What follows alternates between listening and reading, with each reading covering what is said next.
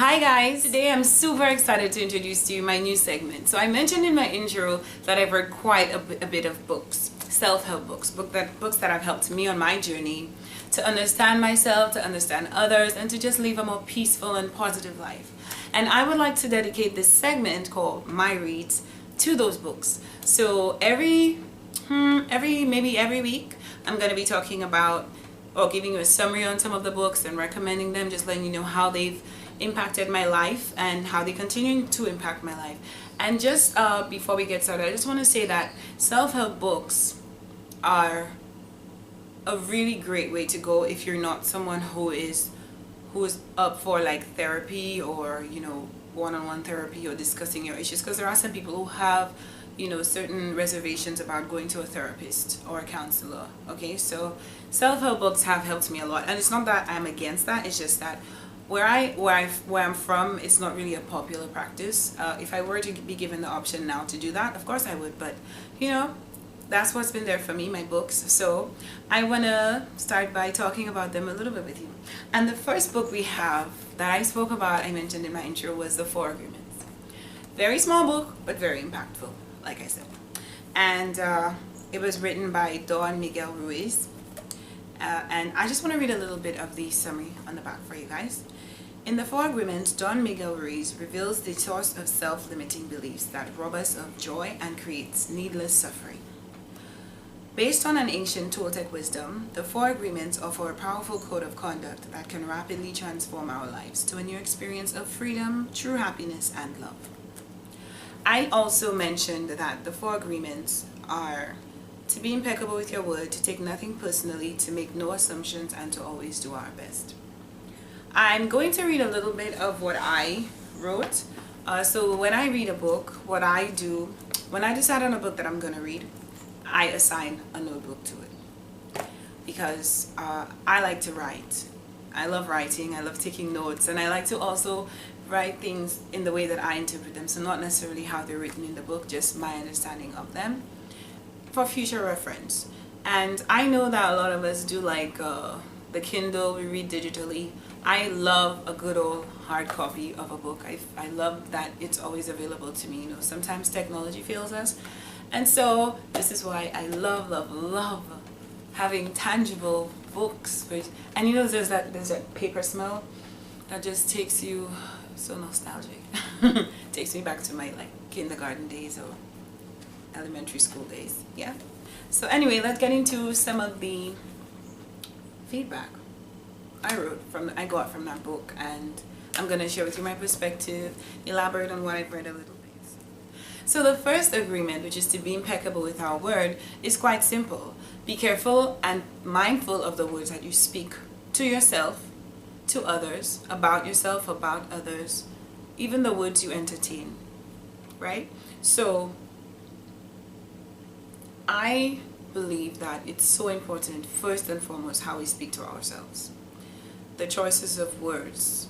I am, I can, I'm beautiful,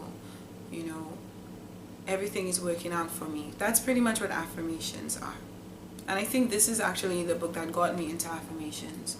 Learning of the power of my word, how my word could create or destroy, and deciding on which one of these I would prefer my word to. Obviously it is to create, to inspire, to empower, to enlighten, to bring joy, So to be impeccable with your word is to be mindful of what you're saying, to acknowledge also the power of your voice, your word. And even before your word is your thought. So also to be mindful of the thoughts that you entertain. The truth is, we're not always going to be able to control what we think about. Thoughts are always coming. Thoughts, probabilities, past events, some thoughts that sometimes we don't know where they come from, but they come because thought is just ever flowing. What is important is to choose the thoughts that you entertain. It's very important that we choose the thoughts that we entertain. I mentioned also in a previous video my safe word being expansion, and this is what has guided me from those thoughts so many times. Sometimes I find myself thinking of things so elaborately, like possibilities so elaborately, that they trigger emotion and even physical reactions from my body. And how I redirect that energy is by just simply saying the word expansion. And when I say that word, for some reason, it automatically guides me to my breath and back to reality, because it was just a thought process. And I cancel it out openly with my voice, with my word, by saying, this is not going to happen. This is not what I want to happen, so this is not what I'm going to focus on. Everything is going to be great. Everything is working out fine. So this is how you can utilize your word. Your word is such a powerful tool to speak light into others, to speak light into yourself, to manifest the things that you want, to create your reality. Your words help create your reality. Your choice of words help create your reality. So would you say, if you think back to maybe the last few hours or how your day started, think of a moment where you said something that you really didn't mean, or you said something without giving it any thought. You just let it come out of your mouth. The moment you do that, you're giving up your power. You're not really acknowledging your power. You're not using your power. And we are all so very powerful if we pay attention to certain things that we see. One of the things I read in my recent read was, which we'll get to at some point, but it is relevant right now, is some of the proverbs they're called, right? Like killing two birds with one stone. That is from a negative perspective. The other suggestion to that would be to feed two birds with one seed. You know, simple things that we see could be turned around so positively to impact our lives and to feel better. When you speak words, they're supposed to generate a beautiful feeling, a joyful feeling. If the words that you're speaking do not evoke positive emotions in you, then you maybe need to restructure your sentences or rethink the way you say stuff. You know, it's important that we take time to choose what we want to use our words for, because our words are powerful tools in creating the life we want. And I can honestly say that I believe that my life, I always say that I manifested a lot of things in my life. I'll give you an example of my word. When I was about 14 in high school, we had this assignment, and it was to write down the qualities that we wanted in a partner. And everyone was writing, you know, about physical traits like tall, handsome, wealthy, you know, that kind of thing. And all of my traits or my characteristics were to do with the non-physical. So it was stuff like kind, ambitious, you know, humble, honest.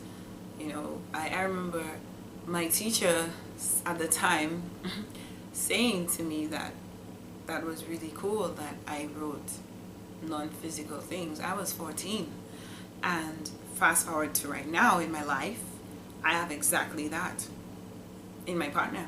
He is exactly what I spoke into existence, and I tell him that all the time. I tell him, you know, you're my little manifestation, right?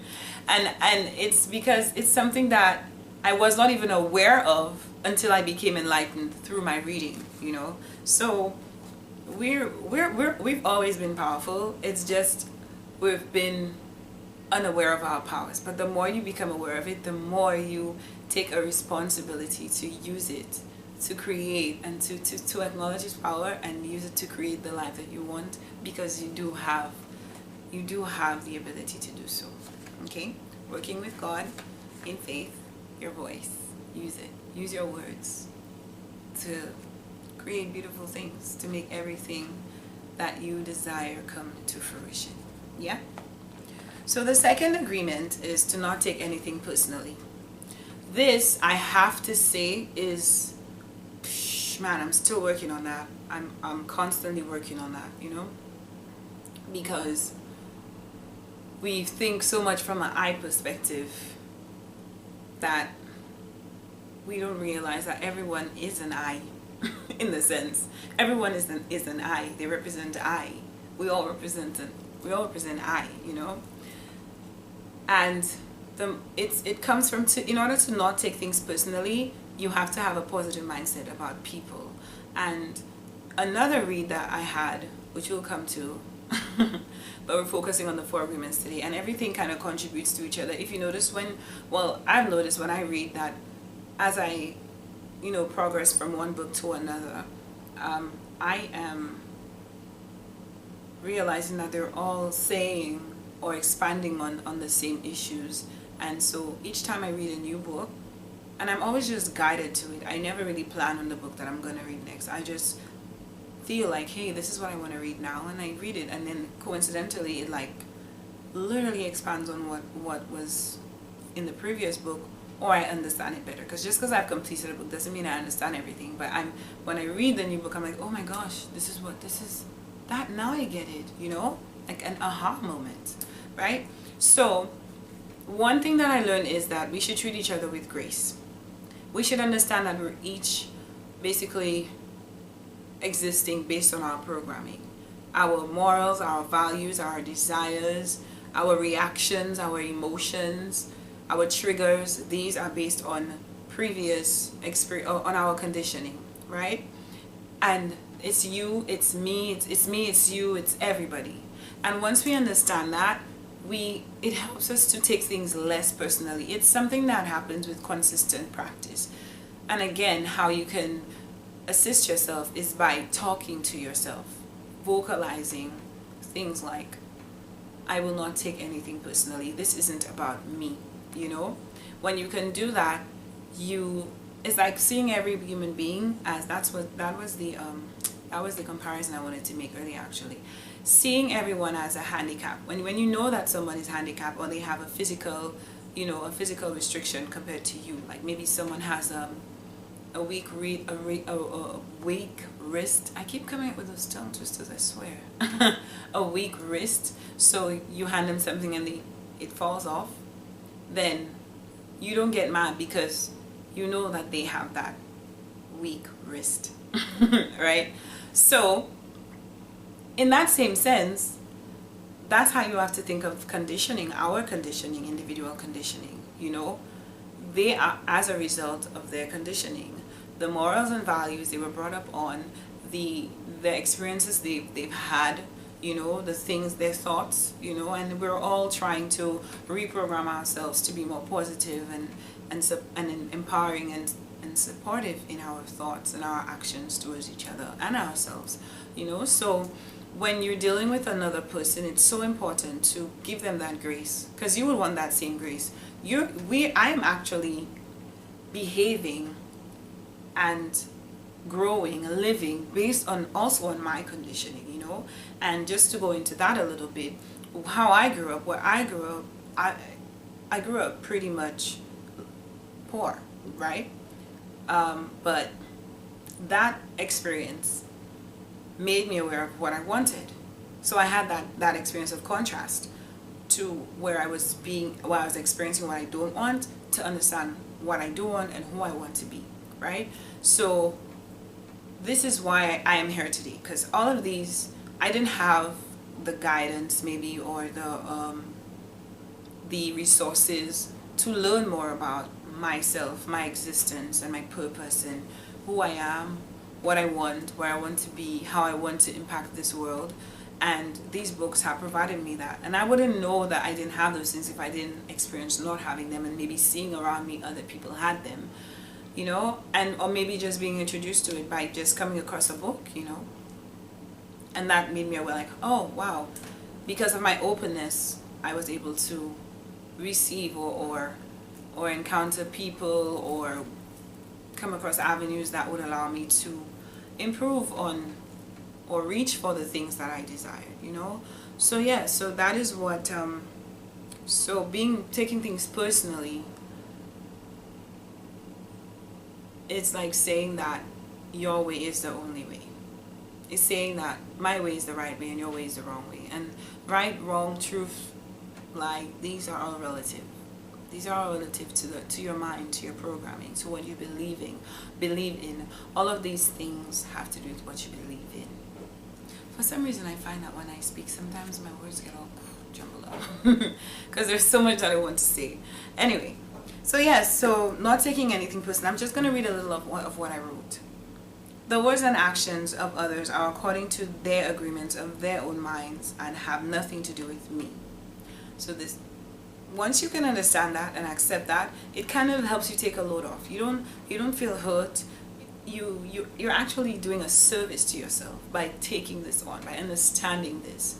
You know, it's nothing personal. It's not about me. It's about them. All right? There's no need to feel offended, react, try to explain or prove someone wrong by giving your opinion. Your opinions are pretty much based on your belief system, which is what I said earlier. They're all relative. As long as I believe something to be true, it is my truth. Okay?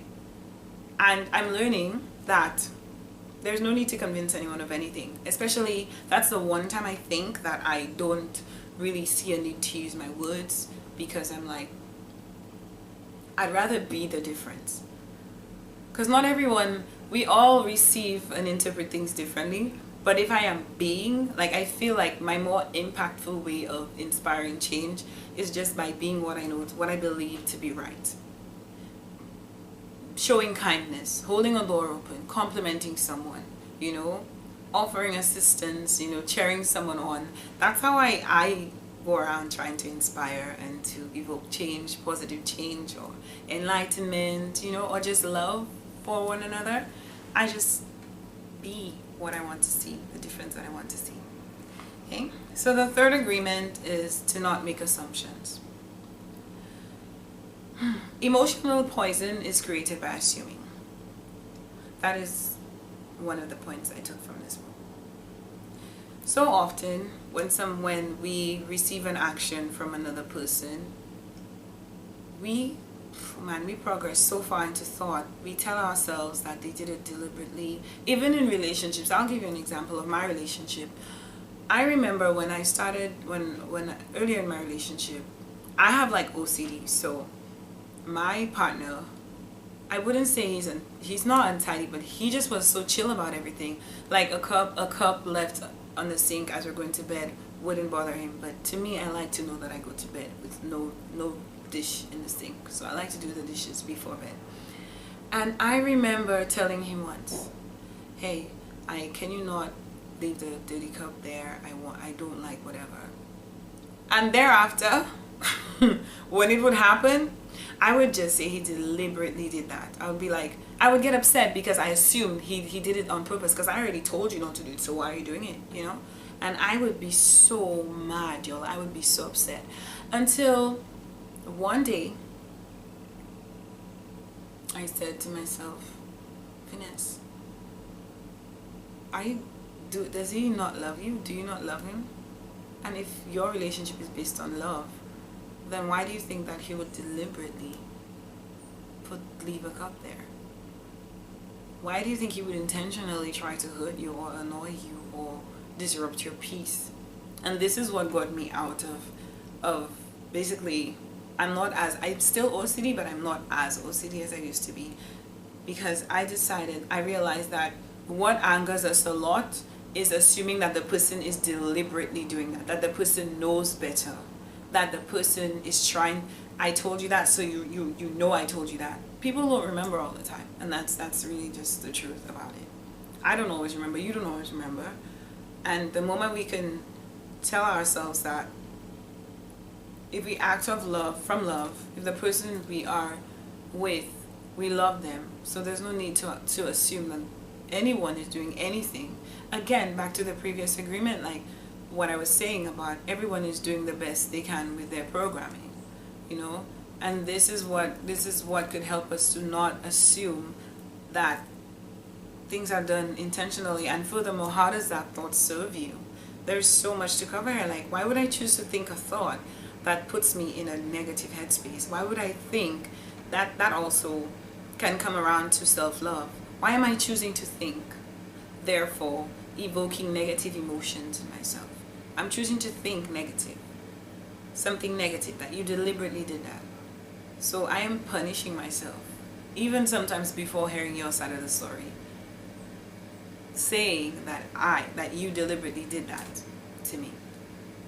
and therefore reacting that way, which doesn't serve me, because your emotions affect your health, like I said. And I will be saying a lot of stuff. You're gonna hear the same thing quite a bit, because that's what has happened with my books. I'm reading the same things over and over, and as I do that, they become instilled in me even more. So you're gonna hear me say a lot of the time, choose the better feeling thought, words, and actions. And people are based on their conditioning, so we shouldn't take it personally, right? So I'm just gonna read a little bit more of what I wrote. Don't gossip about or based on an assumption. Always ask a question rather than assume and feel or act. It can prevent all unnecessary drama. In any case or any situation, do not assume. Questions. That's how you get out of assuming. Ask a question. Why did you do that? Didn't you remember I said that I don't like that? Are you trying to get me upset? You can ask any question, and ask the questions that you know would help you to feel better or to help you understand. Really, ask questions that would help you to understand the situation better, not to upset the other person. Like, are you stupid? Like, that's not a healthy question to ask anybody, or a logical or loving. Are you stupid? No. Ask, what did you mean by this? Why are you doing this? You know, to understand. The goal is to understand, so that you can save yourself and that other person, but firstly and foremostly yourself, from having a negative emotion. So many things, everything we do first starts with us, and we've been raised to believe that being selfish is wrong, and it's not. Selfishness shouldn't even be called selfishness. I just self-love, man. There are certain words that I don't think should exist, and as we go along in my videos, I'm going to tell you a few of them. But this one called selfishness, I think it shouldn't exist, because if I'm trying to, everything starts with me. So if something makes me feel good, then I'm going to be positive, you know? Ask questions so that you feel good. Evoke the questions that you're asking will help you understand, not to upset you. Because you don't want to ask questions that are going to upset you. And even in receiving those answers, you have to know that these answers are coming from that person's conditioning and that person's understanding. It isn't fact, it is their truth, and everyone is allowed to express their truth. Them expressing the truth takes nothing away from you. Okay? And the final agreement, which is to always do your best. Now this one is a favorite of mine, and it's helped me really to relax a lot about a lot of stuff, because like I said before, I have OCD, so I like things a certain type of way, and I set a lot of goals for myself, and something simple as working out. If I do 20 minutes yesterday and 15 minutes today, I would be mad. I'd feel like I failed. But the truth is, your best varies. So in saying always do your best, you have to acknowledge that your best varies. In each moment, I believe that we're doing our best. So when you make a decision to do something, and maybe tomorrow or even 5 minutes later you're regretful, you should not be regretful, because that's what you wanted to do in that moment, and you've done it. And in doing so, you've expanded, because now in this moment when you're seeing that you didn't want to do it, it means that you've become somewhat enlightened about it. Your opinion changed. You've expanded there. So now you're like, I didn't like doing that, and I don't want to do that again. So don't be too hard on yourself when you've done something and you're not proud of it, or you did something better yesterday than you did today. Who knows, tomorrow you might do it even better than you did yesterday and today. So just always cheer yourself on. Cheer yourself on in every moment. Because the truth is, we're always doing our best with whatever knowledge, whatever amount of emotion, whatever drive or motivation we have. We're always doing our best in each moment. So don't be too hard on yourself. I want to read a little bit on that too. Your best will vary. It will depend on your level of energy or your mood. Regardless of the quality, keep going and keep doing your best. Overdoing stuff depletes your body. Doing your best ensures that you don't regret or feel inadequate. Learn from your mistakes and practice to become better. Your best because you want to, do your best not because you want to, not because of impressing someone else. Do your best Sorry. Do your best because you want to, not because of impressing someone else. Take action in every step in doing your best to grow. Say no when you want to end, yes when you want to. Say no when you want. I'm going to read this again. Do your best because you want to, not because of impressing someone else. Take action in every step in doing your best to grow. Say no when you want to and yes when you want to. Do not judge or punish yourself, okay? Once you understand that in each moment we're doing our best, you learn that it's okay.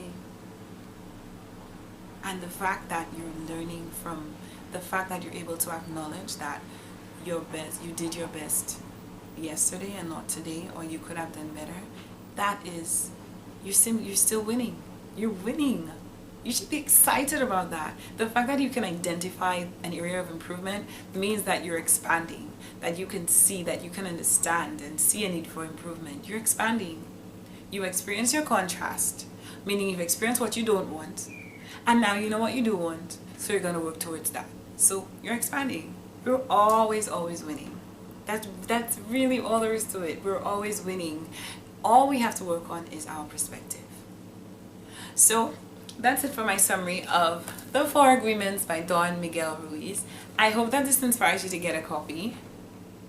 This is not paid advertising, by the way. I just think it's a great book. I love reading, and I think that every book that I've read has gotten me even more just happier and more excited about life and grateful about life.